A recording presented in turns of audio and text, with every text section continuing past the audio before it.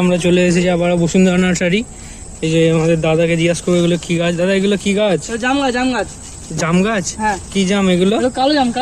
কালো জাম। এই যে দেখো গাছের কোয়ালিটি। মাত্র কত দাম? মাত্র 25 টাকা। 20 টাকা করে দিচ্ছেন আম? সারা বছর হবে এটা? 12 মাসের জাম এটা। দেখুন গাইস, 12 মাসের জাম।